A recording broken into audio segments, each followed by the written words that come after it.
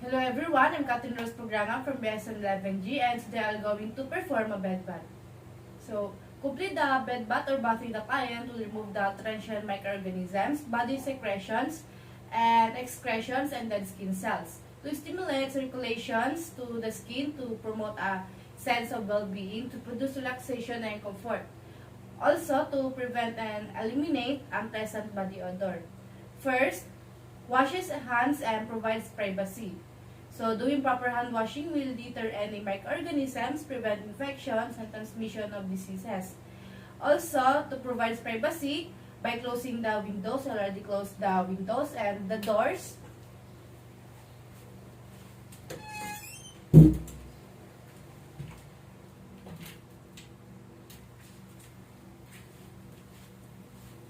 To ensure the room is comfortable temperature and provide adequate lighting and to ensure patient's comfort and secure my patient's privacy. So, identifies, explains, and assess the patient. To know that I do right assessment to the right person who assigned to me and so that the patient will know what will be conducted to them and discuss the client's preferences for bathing and explain any unfamiliar procedures of the client. So, good morning, ma'am. I am Catherine Rose Pagrangan, your student nurse for today. May I see your wristbands? Okay, please state your name and birthday, please. Okay. Okay, Trisha, I will be doing the bed bath, which means that I'm going to wash your body and remove the accumulated dirt and oils or perspirations in your skin, and of course to make you feel refreshed. Will be that be alright, Trisha? Okay, next. Offers the bedpan or urinal and ask the client to avoid so that the patient will be using it if they want to pee. Okay, Trisha, do you want to pee or would you like to void this time? Bring the necessary equipment and wears correct PPE, wears gloves to conserve time and energy, and gloves is to protect myself and patient from infections and cross contamination. Okay, so the equipment are a wash basin with warm water 40 to 46 degrees Celsius, the soap, the dish, working gloves, bath towels, bath, bath blanket, wash clothes, the comb, deodorant, powder, lotion, ice drop, the eye patch, then the table for the equipment to be placed and also the laundry basket. Next, raises the bed to convenient working height and lower side rails near the nurse, placing the bed and side rails in safe position reduce the likelihood of injury to patient. Proper placement of call bell facilitate patient's ability to ask for the assistance. Okay, ma'am, are you comfortable with your position right now? Okay. Next, assist the patient to the side of the bed.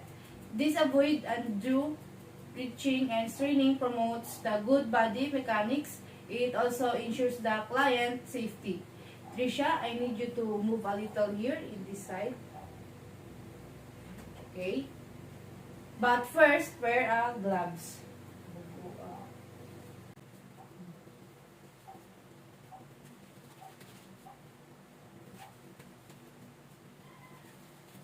Next, place the bath blanket over the patient and remove the soiled top sheet beneath, place into the hamper. The bath blanket provides the comfort of the patient, warmth, and privacy. Then, if the bed linen is to be reused, place it over the bedside chair. It is to be change, place it in the linen hamper, not on the floor.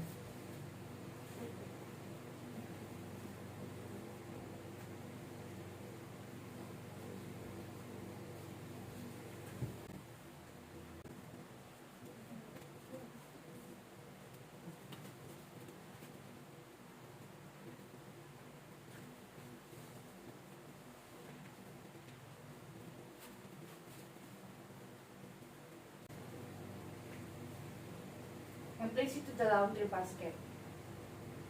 Next, remove the patient's gown. If the patient has anterior line injury or reduced mobility, begin on the uninfected side. While keeping the client covered with bath blanket, place gown in the linen hamper. Okay, Trisha, I'm gonna remove your gown, okay?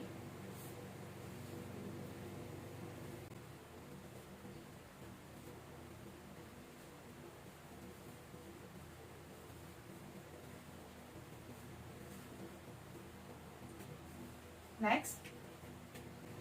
Fills the basin with 2/3 full of warm water, 43 to 46 Celsius or 110 to 115 Fahrenheit, and check the temperature of the water. Water at proper temperature relax him or her and provides warm. Water will cool the procedure. Okay, the water is already in it.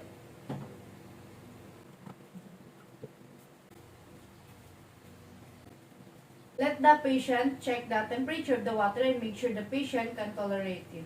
To know if the temperature of the water is irritate.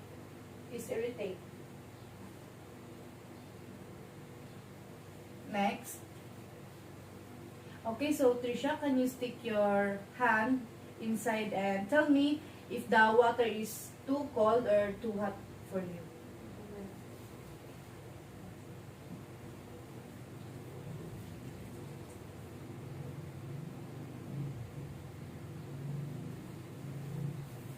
First, remove the pillow if the patient condition allows and raises the head of the bed to 30 to 45 degrees. This position helps avoiding aspiration of feeding the solution into lungs. Is it okay?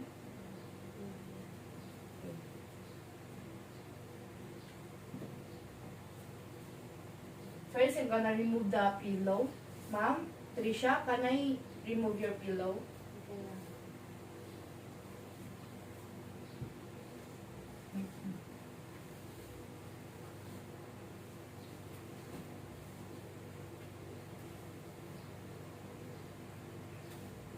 First, wash the face.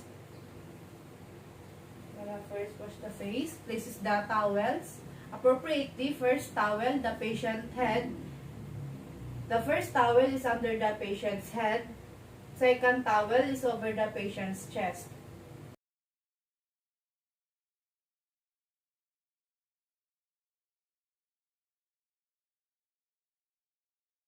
Prevent the bottom sheet from making wet. And place the towels at the head part of the patient and at the chest. Wash the client's eyes with water only and dry them. Well, use a separate corner of the washcloth for each eye. Then ask the whether client wants to soap or use on the face. Using separate corners prevent the transmitting microorganism from one to eye to other. So Trisha, do you want to wash your face? Soap. Okay. Next. So in washing the patient's eye, first thing to do is soak the washcloth in the water and wring it thoroughly and fold it to create a bud bed.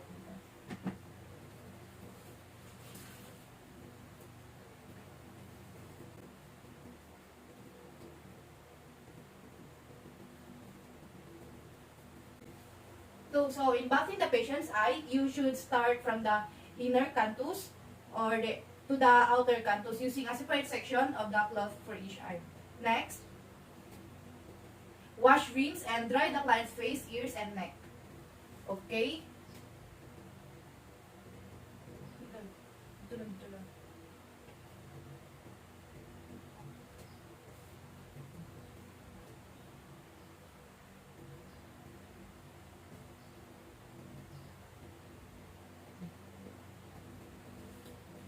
Wash, rinse, and dry the client's face, ears, and neck. Soap is particularly drying to the face. Starting from the forehead, then cheek, then the nose, ears, neck, then you can use towel. Forehead.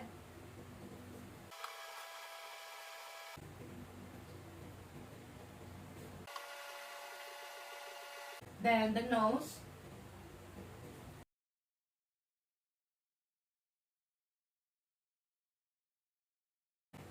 then the ears,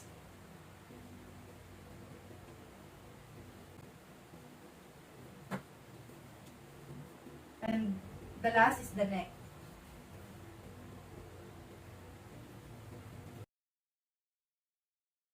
Then, if the male patient, if you'd like a shave, you need to shave towards growth of the hair. So, my patient is a girl, I don't need to shave. Next, unconscious patient washes the eye with plain warm water starting from the inner to outer. Cantus using a new section is the cloth in each eye to reduce potential infection. So, for the unconscious patient, we should wash the eye with warm water starting from the inner to outer cantus using separate section of the cloth for each eye. Next. If prescribing still eye drop or ointment, if no blink reflex, keep the eyelids closed. Eye drops and ointments are the main treatment for most eye conditions, and after eye surgery or surgery the periocular structure, then still eye drop is if prescribed.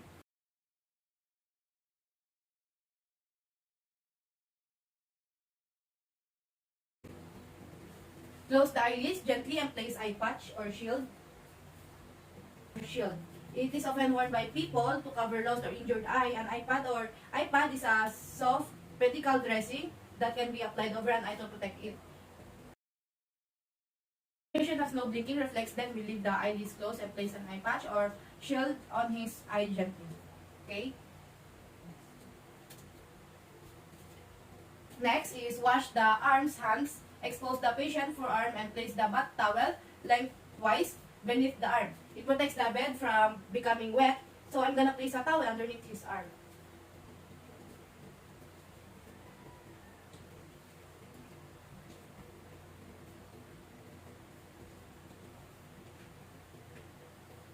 Next. Wet soap rinses and dries, then covers the arm and axilla from distal to proximal. Then firm stroke from the distal to proximal areas promote circulation by increasing the venous blood return. And then start to wash his arm. And into the distal and proximal manner, which means from the hand to the axilla. Okay, losing the firm strokes, I'm going to start to wash my patient's arm.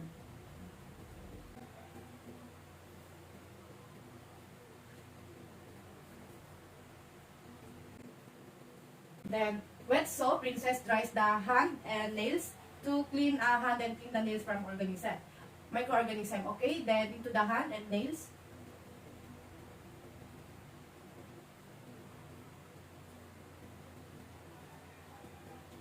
And then have the patient raise his arm over his head and slightly support it. And now I can start cleaning the patient's axilla.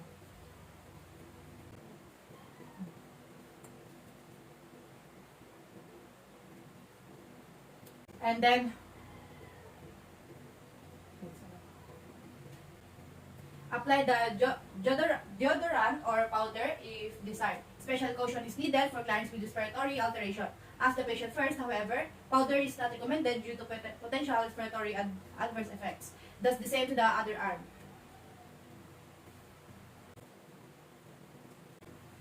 Okay, I will do the same to the other arm.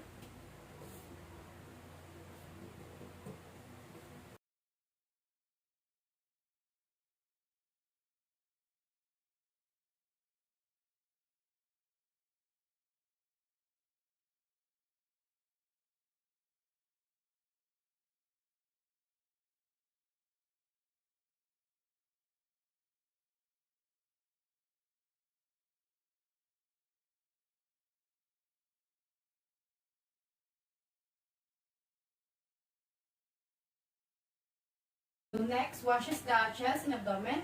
Spread the towel across the patient's chest while lowering the blanket to the umbilical area to keep the client warm while preventing unnecessary exposure to the chest.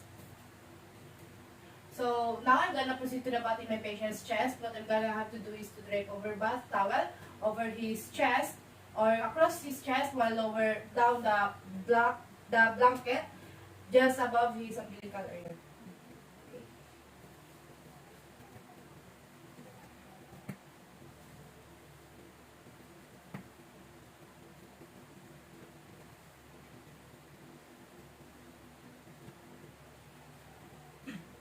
Next, the bath towel at the chest and bath the chest and abdomen with your mitted hand using long, firm stroke.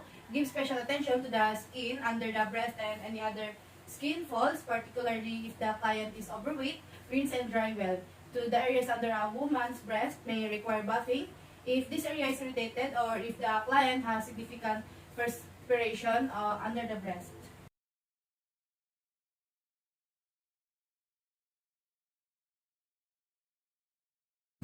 Dry the patient's chest. If the patient is female, then I should pay attention to the skin beneath the patient's breast.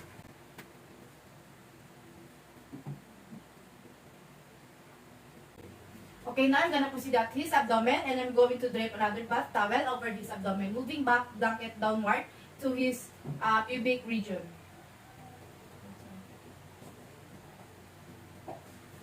So I'm gonna start wash my patient's abdomen.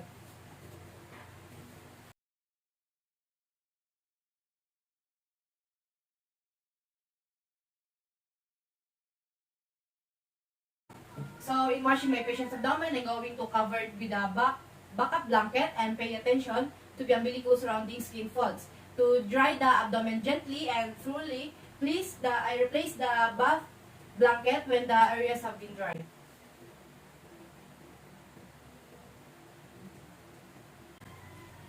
Next, washes the legs and feet. We're going to proceed it and expose the patient's leg farthest from by folding the bath blanket toward to the other leg. Being careful to keep the perineum covered and place the towel lengthwise under the leg. To covering the perineum promotes privacy and maintains the client's dignity. So in order for me to wash her legs, first thing to do is to expose her leg by folding the back blanket to the other midline, keeping the perineum covered and then place a bath towel beneath his legs.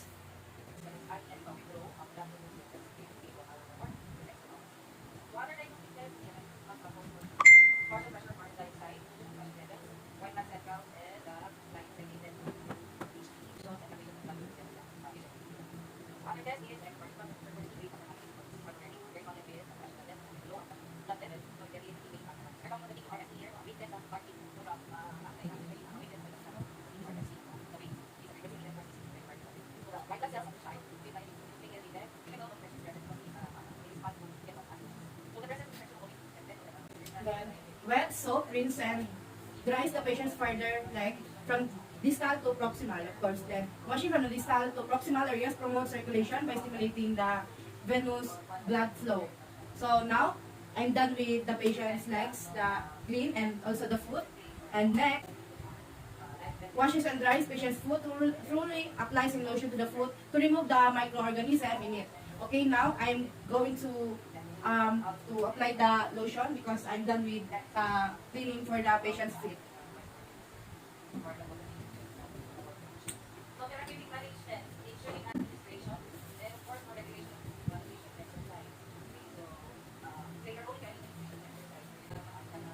Next, reverse the covering and repeat for other leg.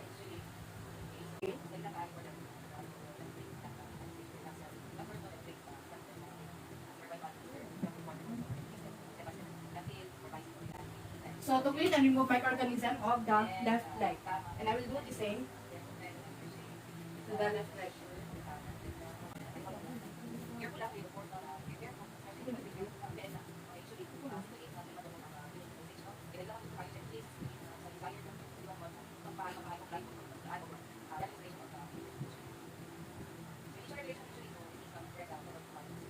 And next the foot.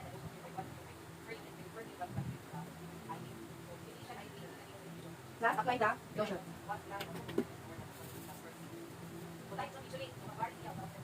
Okay, ma'am, and then the leg, your legs.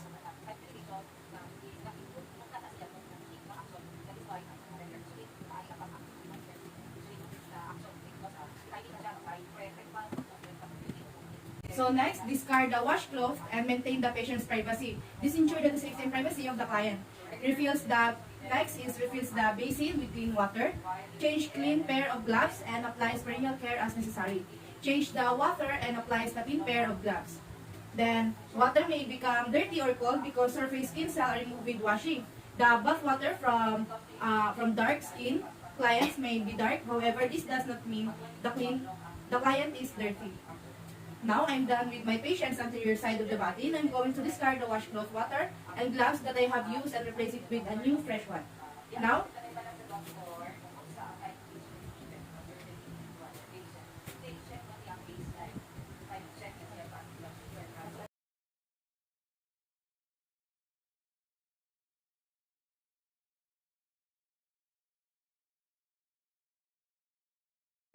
okay, Trisha, I need you to lie facing the right side, okay?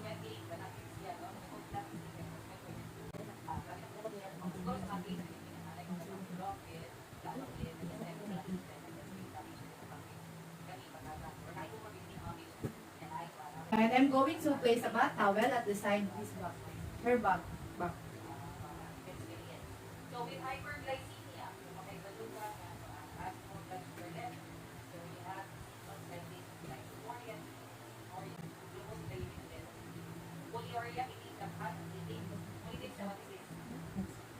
The therapies, three kaya po Wash and dry the client's back, moving from the shoulders to the buttocks and upper thigh, paying attention to the gluteal folds. To remove the microorganism from the back of the patient, assist the client to the supine position and determine whether the client can wash the perineal area independently. If the client cannot do so, drape the client and wash.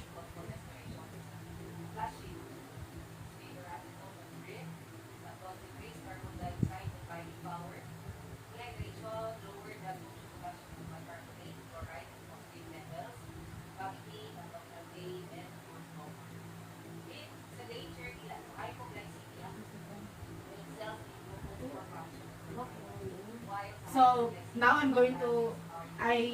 now I finished the back and buttocks and paying special attention to my patient's skin folds. Next, if patient's skin is intact, and remove the discard if used. Perform a back massage now or after completion of bath if patient pressures to give some relaxation. Next, if the patient's skin is intact, then ask the patient if you'd like to be given a back massage. Okay, Trisha, would you like me to massage? Okay, if not, then apply moisturizing lotion of the patient back.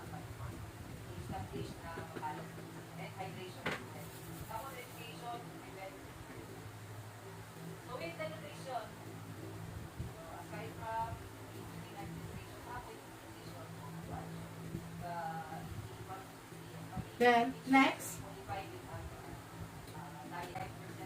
help the patient to put on a new gown and check the devices attached to the patient. To dress the patient with the new gown. Okay, Trisha, I have here your new clean gown and I'm going to help you to wear it. Okay?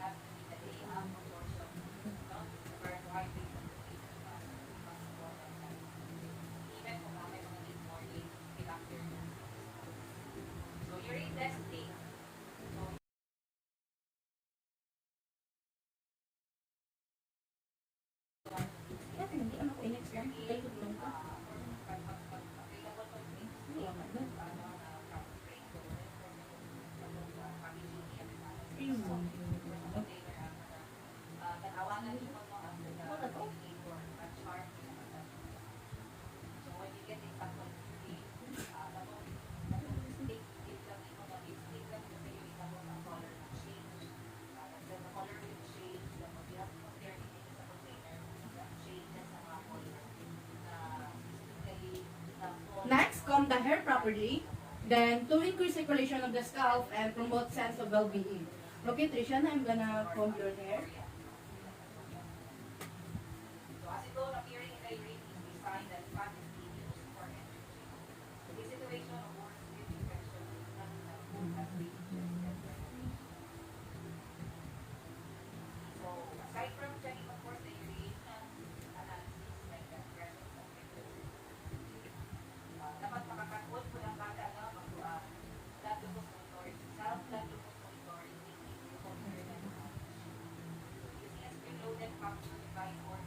Places the signal device near the patient, thus the aftercare of equipment. The bottom where the patient put signals to the nurse. If they want something, taken care equipment would have been cleanliness. Next. So, Ma'am Trisha, we're done with your bath. How are you feeling? Okay, that is very nice to hear. So, since we're done, I am going to head out now and let you have to rest. And if you need anything, don't hesitate to call me using this bottom here, and I will be here to provide your needs. Okay? Alright, have a nice rest. So, after doing the procedure, I am now going to proceed to doing the aftercare of the equipment that I have used. But first, I will remove these gloves and this card. Then the last, perform hand hygiene to free myself from infection and microorganisms. Perform documentation and report for any pertinent observation to have some documentation. And that's all. Thank you.